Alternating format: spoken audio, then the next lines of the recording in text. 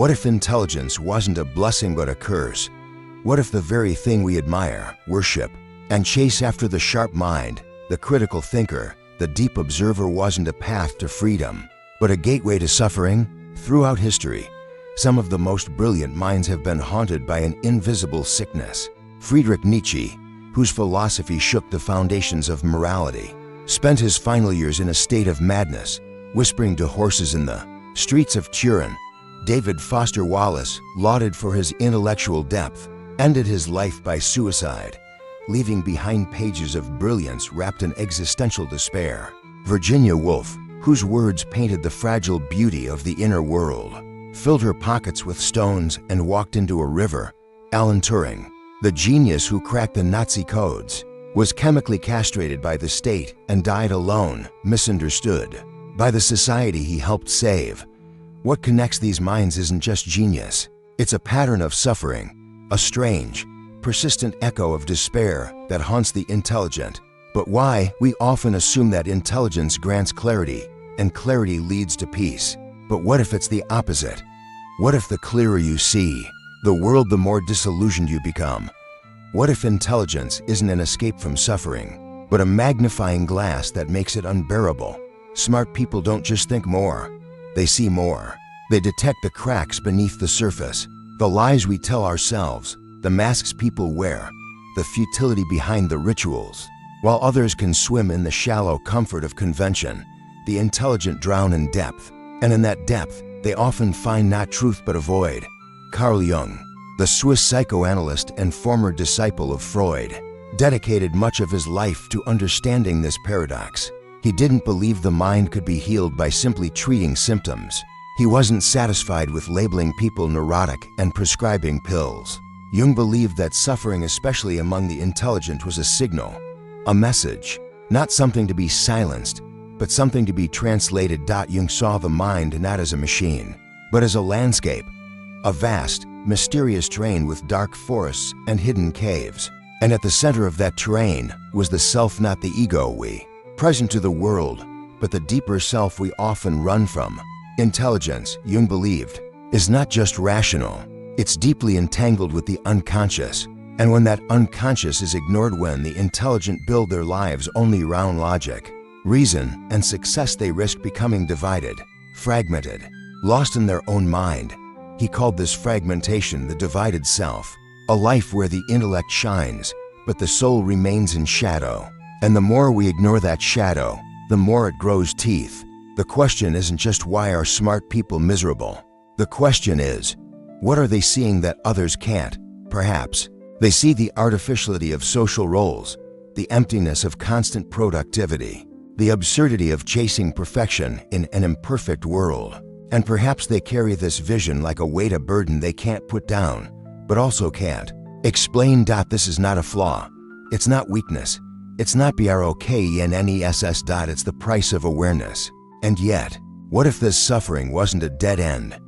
What if it was a path, a call to go deeper, not into despair, but into transformation? Jung didn't promise salvation, but he did offer something else, a map, a way for the intelligent not to escape their minds, but to reconcile with them, to confront their inner darkness, to integrate it, and in doing so, to become whole. Because maybe intelligence, in its purest form, isn't about knowing more. Maybe it's about becoming more. There is a strange cruelty in being too intelligent that at first glance, intelligence seems like a gift. The sharp mind, the quick wit, the ability to analyze, strategize, solve, and decode. Society praises it, rewards it, elevates it. But beneath the applause lies a deeper, more sinister truth. Intelligence is not a lantern that only illuminates, it's a spotlight that reveals what most would rather keep in the dark. Smart people often pierce through illusions. They notice what others overlook, the artificial smiles, the performative small talk, the rituals repeated without meaning. They see the hidden machinery behind institutions, the contradictions in cultural norms, the absurdities baked into polite society. They question traditions others accept. They doubt narratives others worship. They break spells most people don't even know they're under. But that clarity comes at a cost. Because once you see the cracks in the wall, you can't unsee them. Once you realize the ladder you're climbing is leaning against the wrong building, you can't keep climbing with a smile. Intelligence may reveal the truth, but the truth is often cold, disillusioning, and lonely. Jean-Paul Sartre once wrote, "If you're lonely when you're alone, you're in bad company."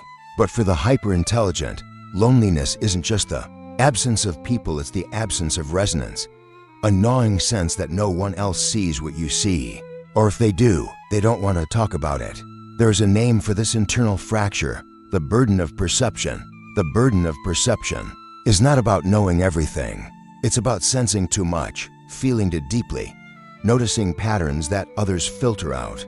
It's the curse of constantly questioning. Why do people work jobs they hate for things they don't need? Why do nations build weapons to ensure peace? Why do we claim to love truth but fear honesty? These aren't just philosophical riddles, they're emotional weights. Every realization peels back a layer of comfort. And the more layers you peel, the colder the world becomes. But why does this happen? Why would evolution give us minds that make us miserable? The answer is as unsettling as the question. Intelligence, from an evolutionary perspective, did not evolve to reveal truth.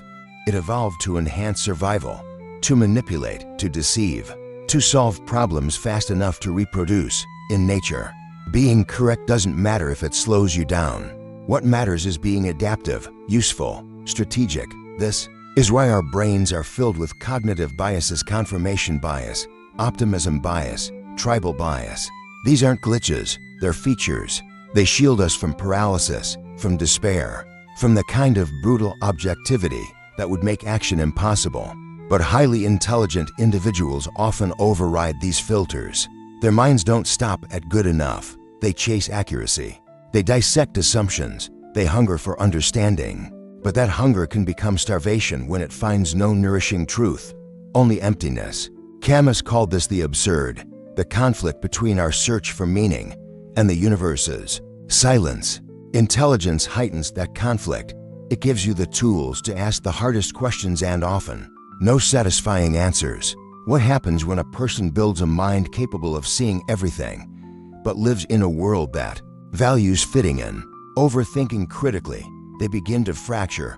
Some retreat into cynicism, others into arrogance, many into isolation. The world becomes less of a community and more of a theater where roles are played.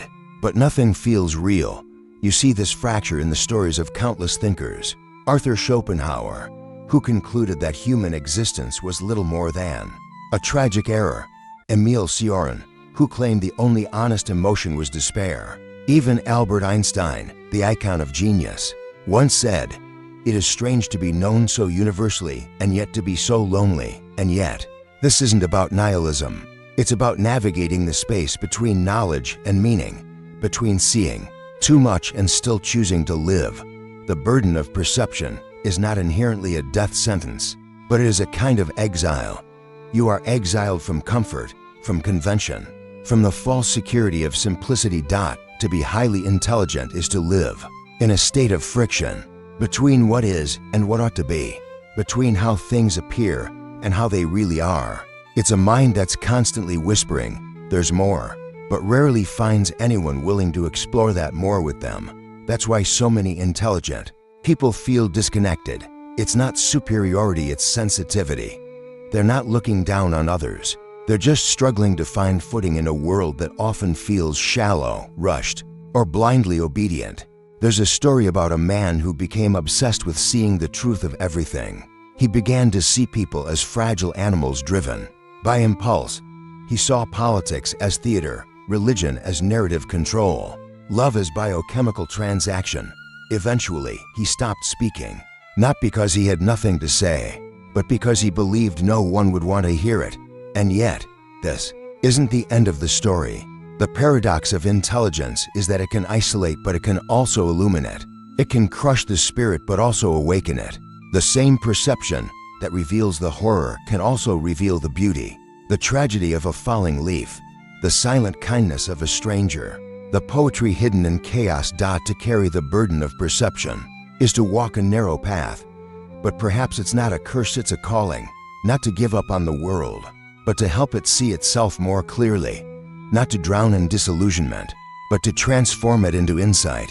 Because the intelligent mind, once reconciled with the human heart, does not have to fracture. It can become something rare, something whole, something that sees darkness and still chooses to create light. Carl Jung believed that the human psyche is not a single, unified entity, but a complex, fragmented landscape. It's a mosaic of parts, some conscious, some unconscious, constantly interacting and sometimes in conflict. To live a truly integrated life, Jung argued, one must reconcile these parts, accepting and integrating each into a cohesive self. However, for many, especially the intelligent, this process of integration is thwarted, leading to fragmentation and inner turmoil. At the core of Jung's theory is the concept of the persona and the shadow. These are the two primary archetypes that shape our interaction with the world and, more importantly, how we perceive ourselves. The persona is the mask we wear in society, the role we play in the external world. It's the social face, the part of ourselves that is polished and acceptable, tailored to fit the expectations of others. It's a carefully constructed identity that allows us to function in society, to form relationships, and to perform our roles in a world that demands conformity. The shadow, on the other hand, is the opposite of the persona. It consists of everything we repress, deny, or hide from others and often from ourselves. It is the unconscious, irrational, and darker side of our psyche, where we store emotions and traits we deem undesirable: anger, jealousy, fear, lust, and weakness. It is not inherently evil, but it is the part of us that, when ignored or suppressed, can exert a destructive influence on our lives. For intelligent individuals, the conflict between the persona and the shadow is often particularly acute. Intelligence, in its essence, thrives on rationality, order, and structure. It favors clear thinking and logic, often at the expense of emotion and instinct. The intelligent mind gravitates toward what is known, what can be articulated, categorized, and understood. It is comfortable with certainty and uncomfortable with ambiguity.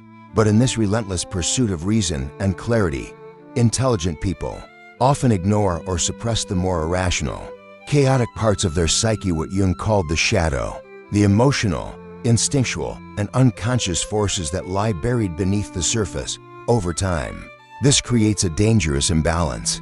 The more a person identifies with their persona, the intelligent, rational self, the more they distance themselves from their shadow. The persona grows stronger and more refined, while the shadow grows darker and more repressed. Jung believed that the persona is essential for functioning in the world. We need it to survive in society, to navigate social norms and expectations.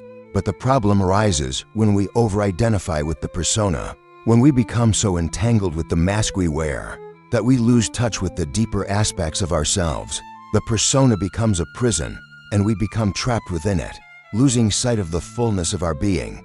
For the intelligent person, this is especially perilous. Smart individuals often take refuge in their intellect. They retreat into their minds, into their reasoning and analysis, because it provides a sense of control and security. But in doing so, they neglect their emotional and instinctual selves, those parts that cannot be understood by the intellect alone. They become overly reliant on their rational faculties, to the point where they believe that everything must be explained, categorized, and dissected. The danger of this is that the shadow, in its repression, does not disappear. It festers in the unconscious, growing stronger and more insistent. Eventually, it will erupt, often in ways that are unexpected, uncontrolled, and destructive. It might manifest as an emotional breakdown, an outburst of anger, a deep sense of alienation, or even a full-blown existential crisis. And for those who are highly intelligent, the eruption can be even more violent. The mind that once prided itself on its clarity and control now finds itself overwhelmed by forces it cannot understand or master. Take, for example, the case of Friedrich Nietzsche, one of the most brilliant and tragic thinkers in Western philosophy. Nietzsche was a man of immense intellectual power, but his mind, as it grew sharper, became increasingly alienated from his emotional and instinctual nature.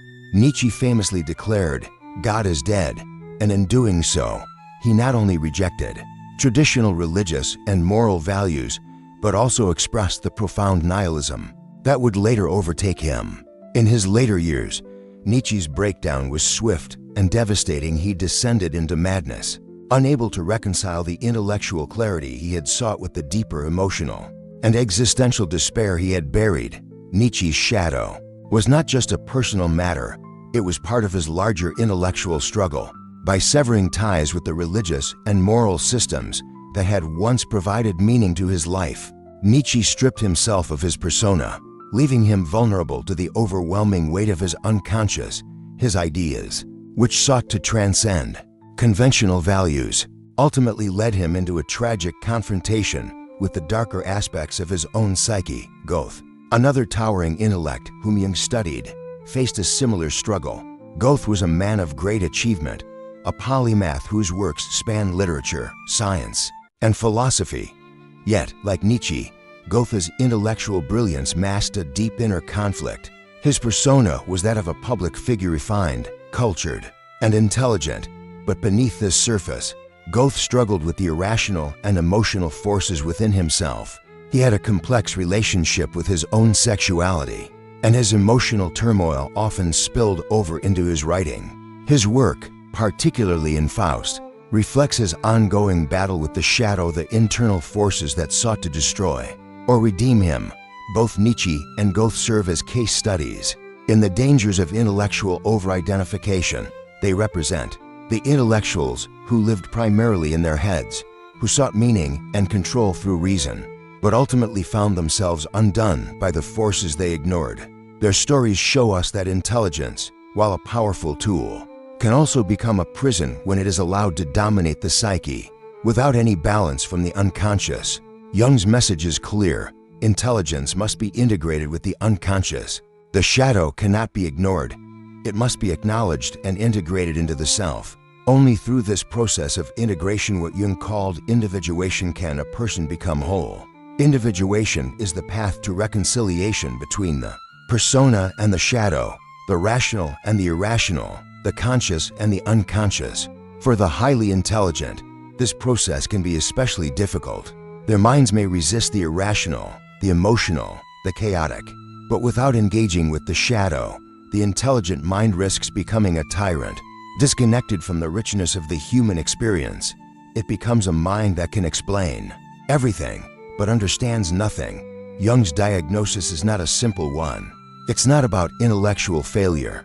It's about the imbalance created when reason dominates the psyche, shutting out the deeper, more irrational aspects of the self. The intelligent, when they ignore their shadow, can become fractured, alienated, and lost. But through the process of individuation, they have the potential to reclaim the wholeness that was always within them. Only by embracing the full spectrum of the self, both the light and the dark, can the intelligent truly heal and become whole. Overthinking, perhaps the most insidious byproduct of a highly intelligent mind. To overthink is to become imprisoned by your own thoughts, trapped in an endless loop of analysis, doubt, and second-guessing. It's a mental maze where every decision becomes a potential disaster, every word an irreversible mistake, and every choice fraught with unbearable consequences. For many highly intelligent people, this mental labyrinth is not just a momentary phase, it's a way of life. The paradox is that the very mind that should offer clarity and direction instead often creates a fog of confusion. The more intelligent a person becomes, the more possibilities their brain can envision. While this ability to see multiple outcomes can be useful, it also comes with a dangerous tendency to get lost in these simulations, each one branching into different scenarios, each more complex and threatening than the last. One of the hallmarks of overthinking is analysis paralysis. The more options you consider, the more overwhelming each decision becomes. Every possible outcome is weighed and analyzed, and the potential consequences of every action are projected endlessly into the future. This exhaustive analysis, designed to avoid risk or failure, ultimately leads to an inability to act at all. The result isn't clarity, it's stagnation. The intelligent mind, often driven by the need for certainty and control, is particularly vulnerable to this phenomenon. Instead of acting based on the information available, the overthinker endlessly questions whether they have considered every angle, whether they've accounted for every variable in the process. The moment to act passes, and they remain paralyzed by their own thoughts. In fact, research has shown that the more intelligent a person is, the more likely they are to experience anxiety. A study published in the Journal of Affective Disorders found a direct correlation between intelligence and the likelihood of experiencing symptoms of anxiety. This might seem counterintuitive after all. If intelligence helps solve problems, shouldn't it reduce stress and anxiety? But the opposite is often true. Intelligent individuals, equipped with the ability to predict multiple scenarios and understand complex systems, tend to see more threats than others. Their awareness of potential problems, pitfalls, and failures doesn't bring peace, it amplifies their fear. This heightened awareness is what makes anxiety a frequent companion for the overthinker. Unlike someone with a more simple mind, who may experience anxiety based on real, tangible fears, the intelligent mind becomes plagued by the what-ifs. What if I fail? What if people think I'm a fraud? What if my decisions cause harm? Even unintentionally, these questions are endless, each iteration a new angle, each thought a new fear, each worry a new possibility. The mind of an intelligent person is like a wildfire, always burning, never content, always jumping from one idea to the next. This tendency to simulate various possible futures is a survival mechanism gone awry. In evolutionary terms, our brains develop the ability to simulate outcomes in order to better anticipate dangers. If we could predict the future, we could avoid threats and increase our chances of survival. In the past, this might have been a matter of predicting where a predator would strike or how a conflict would play out. But for the modern, intelligent mind, this mechanism, once life-saving, has now turned into a source of suffering. Instead of simply reacting to immediate threats, the overthinker's mind begins to simulate every potential negative outcome. What if I make the wrong choice at work? What if I lose my job? What if my partner leaves me? What if I'm misunderstood? What if I die tomorrow and none of this mattered? The mind spins these scenarios like a roulette wheel, trying to predict all outcomes, but never landing on a final answer. The more it simulates, the more options appear until the person is completely overwhelmed. The tyranny of the mind is that it begins to question everything. It doesn't stop with surface-level decisions. Every word becomes scrutinized, every social interaction analyzed, every emotion doubted. What did they mean by that comment? Did I say something wrong? Did I appear stupid? The intelligent mind cannot help but dive deeper, trying to unearth hidden meanings in everything. The simple, everyday interactions that others brush off become overwhelming for someone with a hyperactive, analytical mind. The danger in this is that this constant internal simulation doesn't just steal clarity, it also steals action. Smart people, as a result of overthinking, often struggle to move from thought to action. They might know the best course of action but never take it. They hesitate because they are caught in a web of potential outcomes. The fear of being wrong or misunderstood paralyzes them, and the desire for perfection becomes a crippling force. This is particularly evident in the lives of some of the brightest minds in history. Take, for instance, the case of Blaise Pascal, the renowned French mathematician and philosopher. Pascal's brilliance was overshadowed by his internal battles with anxiety and doubt. Though he made groundbreaking contributions to mathematics and science, his correspondence reveals a man haunted by questions of faith and existence. Trapped in a cycle of overthinking, he often doubted his own decisions, second-guessing his actions to the point of inaction. His brilliance, rather than providing him with peace, led him into mental spirals of doubt that only deepened his anxiety. Another example is Charles Darwin, the naturalist whose theory of evolution forever changed biology. Though Darwin's intellect was monumental, his personal life was plagued by anxiety and indecision. His health deteriorated, and he became deeply withdrawn, uncertain about the impact of his work. Despite the clarity of his scientific theories, Darwin struggled with the pressure of public scrutiny and the fear of being misunderstood, leading to a prolonged period of inaction and self-doubt. His internal simulations imagining every possible reaction to his ideas left him paralyzed, unable to act swiftly or confidently. Perhaps the most modern example comes from John Nash, the brilliant mathematician depicted in A Beautiful Mind. Nash was a genius in his field, but his extraordinary intellect was coupled with profound paranoia and a crippling sense of doubt. His mind constantly simulated potential conspiracies, predicting threats where none existed. Nash's overthinking drove him to madness, leaving him unable to make decisions or interact with others without fear of being manipulated or misunderstood.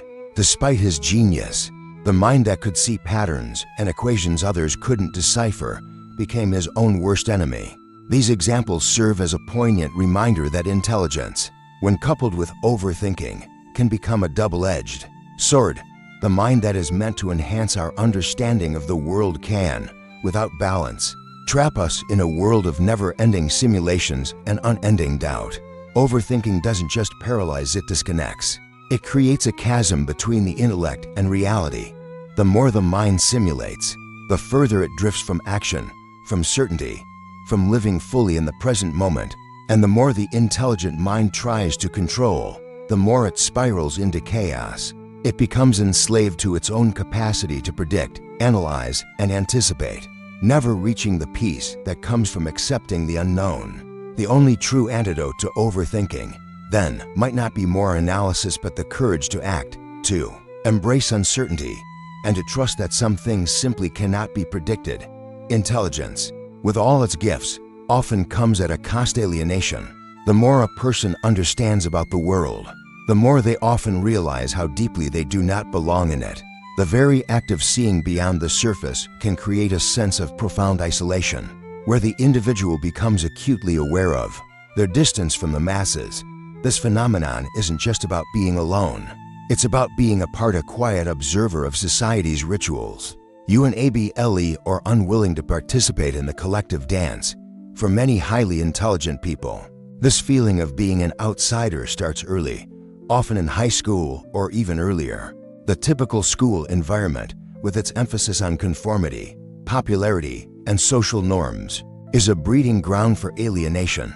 Students who question the status quo, who think deeply about the world, or who excel academically often find themselves ostracized, misunderstood, or even mocked. The very traits that make them stand out intellectually: curiosity, critical thinking, independence, are the same traits that mark them as different.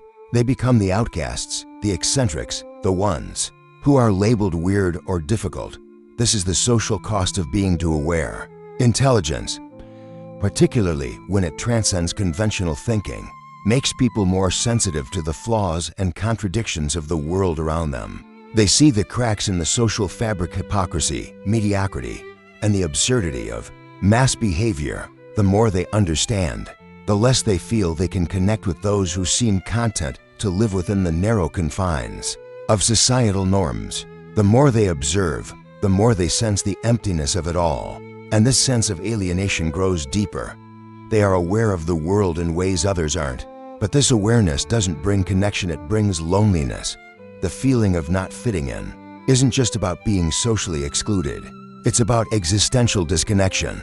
While many people are comfortable with the simplicity of societal roles, the highly intelligent mind often cannot ignore the complexities of existence, the questions that don't have answers, the moral ambiguities, the contradictions inherent in the systems people rely on. They are trapped in a world of too much awareness, not enough connection. Jung described this experience as the alienation of the modern intellectual, caught between the collective, represented by the masses, and the solitary individual. He argued that the answer to this alienation does not lie in seeking solace in the crowd, but rather in developing a deep relationship with the self, to connect with the self, as Jung saw it, meant to engage with the inner, unconscious aspects of one's being, to confront the shadow and reconcile the fragmented parts of the psyche. In a way, the intelligent person must turn inward to find the sense of belonging they so desperately seek in the external world. This inner journey, however, is rarely easy. The alienation that intelligent individuals experience often leads to a form of existential solitude, a loneliness that cannot be alleviated through social connection. It's not the kind of loneliness felt by the person left out of a group or ignored by their peers. It's a deeper kind of isolation, one that stems from the recognition that the world around them cannot fully grasp the depth of their understanding or the complexity of their thoughts. They find themselves in a place where communication feels futile because the language available to them cannot fully express the intricacies of their internal world. Ludwig Wittgenstein, the Austrian philosopher, explored this phenomenon in his theory of language. Wittgenstein argued that language, while powerful, has its limits. It is a tool that can only communicate thoughts and ideas that can be reduced to shared symbols and meanings. For those who think in ways that transcend these limits, those who perceive the world in complex, multi-dimensional terms, language becomes an inadequate vessel for expression. As Wittgenstein put it in his later work, whereof one cannot speak, thereof one must be silent. The highly intelligent person often faces this paradox. They see the world in ways that cannot be expressed through the limited framework of language, and in doing so, they become increasingly alienated from those who are still bound by these constraints. This intellectual alienation is not merely an inconvenience, it's a profound, existential struggle. It's the disconnection of knowing too much, of seeing things others cannot, and yet being unable to communicate that knowledge in a meaningful way. It's a kind of existential exile, where the intellectual becomes a wanderer, lost between the world of shared symbols and the deeper, more nuanced reality they inhabit. This alienation often creates a divide between intellectual arrogance and existential solitude. Many highly intelligent people, when faced with a world that cannot understand them, might retreat into arrogance. They come to believe that their intellect is the only thing that separates them from the masses, and they begin to look down on those around them. Their intelligence becomes a shield, a way to protect themselves from the vulnerability of connection. In this arrogance, they might find temporary relief, but it is a hollow comfort. The true loneliness remains gnawing at them, reminding them that intellectual superiority does not cure the deeper wound of isolation. The pain of being disconnected from others is perhaps the hardest part of the intelligent person's journey. The world is filled with noise, constant chatter, superficial interactions, the hum of collective thought. But for the intelligent person, these external noises often amplify their internal loneliness. The crowd moves on, oblivious, while they are left standing still, searching for meaning in a world that doesn't seem to care. This alienation can be especially pronounced in moments of crisis or existential doubt, when an intelligent person confronts the inherent meaninglessness of existence, when they question their role in the world, their purpose, or even the value of their thoughts. They may experience a profound sense of detachment.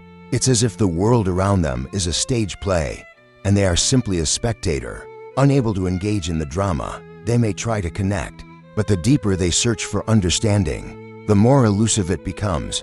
Jung's answer to this alienation is not to seek connection with the crowd, but to embrace the self. In his view, the true remedy for intellectual alienation is not found in social validation or approval, but in self-acceptance and integration. By confronting and integrating the unconscious, by accepting both the light and the dark parts of the psyche, the intelligent person can find a sense of peace, a deeper connection to themselves. Through this process of individuation, the intelligent person is able to reconcile their inner world with the outer one, and in doing so, they may begin to feel a sense of belonging not with the masses, but within themselves. This, Jung believed, was the ultimate path to overcoming the existential disconnection that intelligence so often brings. It is only by embracing the self, not the crowd, that the smart outsider can find peace. At the heart of Carl Jung's psychological theory lies a concept that promises not only personal growth, but also spiritual transformation, individuation. It's the path to wholeness, a journey that integrates the conscious with the unconscious, the rational with the irrational. For Jung, individuation was not merely an ideal, it was a vital process for the development of the self. And it is this process that offers a way out of the alienation and fragmentation that so often plague highly intelligent minds. But what exactly is individuation? In its simplest terms, it's the process by which a person becomes whole when the different aspects of the psyche, previously separated or repressed, are brought into harmony. It's a lifelong journey towards self-realization and self-acceptance, where one does not merely understand oneself intellectually, but integrates the deeper, unconscious layers of the psyche into conscious awareness. It is about becoming the person you are meant to be, not in a superficial, social sense, but in the most profound, authentic way possible. For many intelligent individuals, individuation is particularly vital because they are often at greater risk of imbalance. Highly intellectual people tend to live predominantly in their heads. They over-identify with their rational mind, their persona, the socially acceptable mask they wear, and they suppress their instincts, emotions, and the darker, more irrational aspects of themselves. This intellectual overcompensation creates a dangerous imbalance. They become prisoners of their thoughts, forever analyzing and second-guessing, unable to reconnect with the deeper, more intuitive aspects of their psyche. Jung believed that this suppression of the unconscious, this failure to confront the shadow, could lead to mental breakdown, existential despair, or even madness. It is in confronting these unconscious parts of the self, rather than repressing them, that the intelligent individual can find balance and inner peace. Individuation, then, is not just about psychological health, it is about wholeness in its truest sense. To understand the process of individuation, we must first explore its steps. The journey begins with the confrontation of the shadow, that hidden part of the psyche that contains the rejected, unacknowledged, or repressed aspects of the self. The shadow consists of the traits we deem undesirable, the behaviors and feelings we wish to ignore or deny. For the highly intelligent person, the shadow may be particularly insidious, as it contains not just emotional impulses, but irrational thoughts, desires, and fears that defy reason. But the shadow is not an enemy to be defeated. It is a part of the self that must be integrated. It holds wisdom that the conscious mind cannot access, and only by embracing the shadow can a person become whole. The next step in individuation involves the integration of the anima, or animus, the unconscious, inner opposite of one's gender. For men, the anima represents the feminine, and for women, the animus represents the masculine. This step is not about simply adopting traits from the opposite gender. It's about reconciling the masculine and feminine aspects of the psyche to create a balanced, unified self. The anima and animus are often encountered through dreams, where they appear as figures, guides, lovers, or archetypal beings. Their presence signifies that the person is ready to move beyond the limited confines of their conscious persona and begin to integrate the unconscious aspects of their identity. Finally, individuation culminates in the realization of the self, the totality of the psyche. The self is the integration of both the conscious and unconscious mind, the fusion of the rational and the irrational. It represents the individual's true potential, a state of psychological wholeness that transcends the fragmented parts of the ego and persona. To become the self is to align with the deepest truths of who we are, not merely the roles we play in society, but the unique expression of our innermost being. For the intelligent person, individuation offers a remedy to the intellectual isolation and existential disconnection they often experience. It is not enough to simply think your way through the world. True wisdom comes from the integration of both thought and feeling, reason and intuition, intellect and instinct. The intelligent mind is like an engine of thought, but without the counterbalance of emotion, instinct, and the unconscious, it can quickly become unmoored, spiraling into anxiety, confusion, or depression. Individuation is the bridge that connects the intellectual with the emotional, the rational with the irrational, offering a way to ground the mind in the deeper aspects of the self. Throughout this journey, Jung identified certain archetypes, universal symbols that represent key stages in the process of individuation. These archetypes serve as guides, mentors, and warnings along the path to wholeness. One of the most important archetypes is the wise old man. This figure represents the integration of wisdom, experience, and knowledge that arises from within. He is the voice of the unconscious, the deep well of insight that comes from facing the darkness and emerging into the light. In many ways, the wise old man represents the culmination of individuation, the embodiment of the fully integrated self. For the intelligent person, encountering the wise old man in dreams or inner visions can be a powerful reminder That wisdom does not come from intellectual analysis alone, but from confronting the deepest, most hidden aspects of the psyche. Another key archetype is the fool, the trickster, the innocent, the one who lives without the burden of overthinking. The fool represents the opposite of intellectual arrogance. He is spontaneous, carefree, and in touch with the flow of life. For the intelligent person, integrating the fool archetype can be a crucial part of individuation. It is the reminder to let go of excessive control, to embrace life's uncertainties, and to recognize that not all wisdom comes from analysis. Sometimes it is through playfulness, creativity, and surrender that deeper truths are revealed. Finally, there's the shadow, the dark, unacknowledged side of the self that we must confront in order to integrate. The shadow is not inherently evil, but it contains the aspects of ourselves that we fear or deny. Confronting the shadow is the most difficult part of individuation because it forces us to face our own flaws, limitations, and wounds. But it is through this confrontation that healing and growth occur. The shadow is a mirror, reflecting the parts of ourselves we are unwilling to see. Yet it holds the key to our transformation. Jung often likened the process of individuation to the work of the alchemist, a process of turning lead into gold, of transforming the base materials of the psyche into something pure and valuable. It is a gradual, often painful process that requires both courage and humility. But just as the alchemist refines his raw materials through fire, so too does the individual refine their soul through the trials of life. The fire of suffering is not a punishment, but a purification, a signal that transformation is underway. Individuation, in essence, is a hero's journey, a journey that all intelligent people must take if they are to find true meaning and fulfillment. It is not a path that can be walked with intellect alone. It requires the courage to embrace the unconscious, to face the darkness within, and to emerge as a whole, integrated individual. And though this journey may be fraught with pain, doubt, and confusion, it is ultimately the only path to true wholeness, and the only way to escape the existential isolation that so often traps the brilliant mind. For the intelligent person, the road to wholeness is not easy, but it is the only road that leads to a life of meaning, peace, and connection. Through individuation, the fragmented psyche becomes whole, and the person becomes truly free. The alchemical transformation is complete. In the modern world, intelligence is more valuable than ever. Our societies have created an economy where intellect is a currency rewarded, celebrated, and put to work in increasingly specialized and efficient ways. Yet, despite its prominence, something insidious is happening. The world we've built may reward intellect, but it ignores wisdom. It doesn't nurture the soul, it exploits the mind.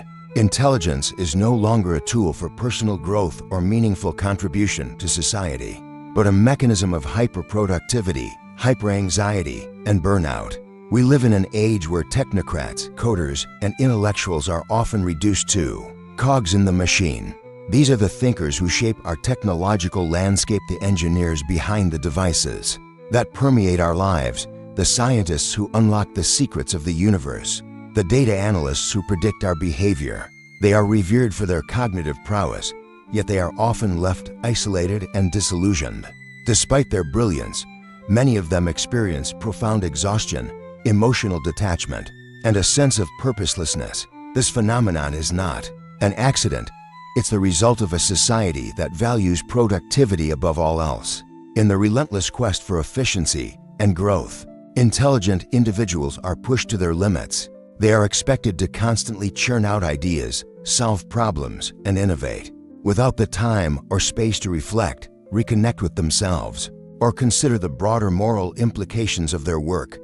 The result, a generation of intellectuals trapped in burnout, exhausted by the very systems they've helped build.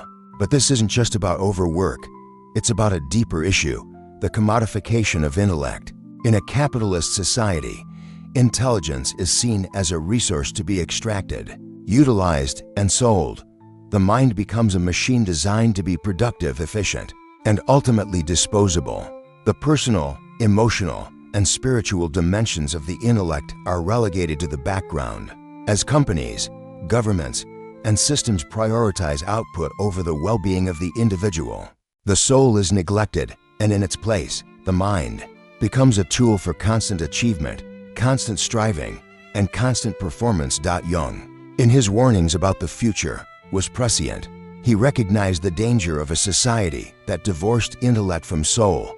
In his later works, he feared the rise of a mechanical, soulless future, one in which the mind was harnessed for efficiency, without any grounding in deeper values. Today, we see his predictions come to life, albeit in a way he might not have imagined. We are witnessing the rise of the thinking machine, human beings, who are reduced to their cognitive faculties, their emotional and spiritual selves disregarded. The personal dimensions of intelligence, the curiosity, the creativity, the ability to introspect are swallowed by the drive for constant productivity. One of the most glaring examples of this phenomenon is the rise of social media and algorithmic manipulation.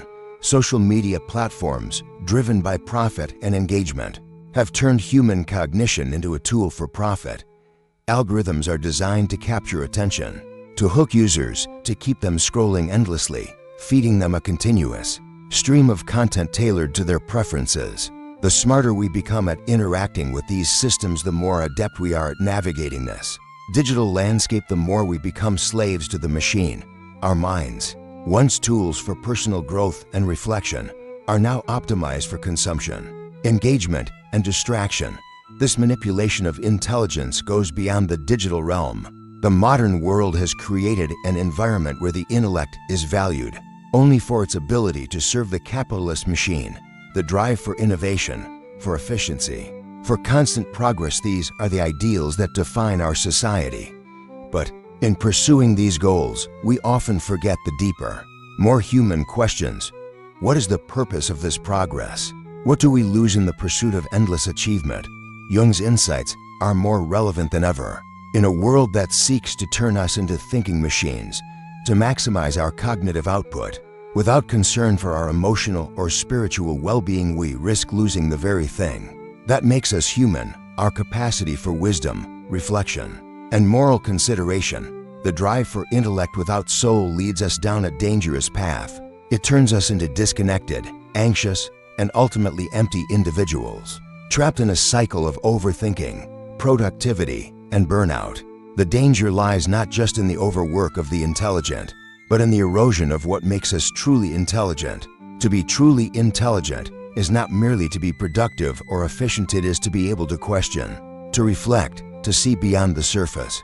It is to understand that intelligence is not just about solving problems, but about understanding the broader, moral and existential implications of those solutions. When we lose sight of this deeper intelligence, when we focus only on the machine-like aspects of cognition, we risk creating a world where intelligence becomes a tool of oppression rather than a means of liberation. Jung warned of this mechanical future, one in which the human soul would be subordinated to the relentless march of progress. And now we are living in that world. We have turned intelligence into a commodity, a tool for efficiency, and in doing so, we have lost sight of its true purpose. If we are to escape the trap of becoming mere thinking machines, we must remember that intellect and wisdom are not the same thing. True intelligence is not just about being clever or efficient. It is about embracing the full range of human experience, integrating reason with emotion, intellect with soul, and intellect with moral responsibility. The path forward, as Jung suggested, lies in the reintegration of the self. It is about reuniting the mind with the soul, the intellect with the deeper wisdom that resides within. Only by doing this can we avoid the dehumanizing trap of becoming mere cogs in a machine and reclaim our true, holistic intelligence. In the end, we return to the paradox that has guided this journey, the paradox that haunts the intelligent mind. Intelligence, when left unchecked, without the grounding of wisdom or the integration of the unconscious, can become a heavy burden. It can become a cage, an endless loop of analysis, overthinking, and isolation. But when we truly face the fragments within, when we confront the shadow, when we embrace the wisdom of individuation, intelligence transforms. It becomes not a tool for domination or escape, but a force of personal power, a power that is not wielded over others but over the self. This is the essence of Jung's message. Intelligence like any power, must be integrated. Only when we allow our intellect to be balanced by our emotions, instincts, and deeper self-awareness can it become a guiding light rather than a source of torment. Without integration, the intelligent are often lost in a maze of their own making, forever trapped in a cycle of overanalysis, misdirection, and suffering. But with awareness of the shadow, of the unconscious forces that shape us, intelligence becomes a compass, pointing toward wholeness, toward true peace. This is the journey of the intelligent, to recognize that misery is not a defect to be corrected, but data to be understood. Depression, anxiety, existential dread, they are not always simply chemical imbalances or the result of bad luck. Sometimes, they are signs, signals from the depths of the psyche, urging us to look deeper, to face the parts of ourselves we have neglected. These feelings, this suffering, are not barriers to be overcome, but invitations to transform. In the face of suffering, we have a choice to become victims of it, or to use it as a catalyst for growth, for transformation, for individuation. The journey is not one of escaping misery, but of transforming it, through the trials of the mind, through the confrontation with the shadow, through the integration of the unconscious. Intelligence becomes a force for wholeness. The journey toward wholeness is not linear. It is full of dark forests, dead ends, and moments of despair. But it is in these moments that the alchemical process occurs, the transformation from base suffering to spiritual gold. And so, we return to the question that began this exploration. What if intelligence wasn't a blessing, but a curse? The answer, perhaps, is that intelligence is neither a blessing nor a curse. It is a tool, a powerful, dangerous tool. It is only through integration, through the journey of individuation, that intelligence can become a gift not just to the self, but to the world. True intelligence is not the accumulation of facts or the ability to manipulate the world around us. It is the integration of all that we are, the rational and the irrational, the conscious and the unconscious, the ego and the self. Only then can intelligence become what it was always meant to be, a force that illuminates the path to wholeness, a power that shapes not just what we think, but who we are. The intelligent are not doomed to misery, they are called to transform it. And in that transformation lies the true power of the mind.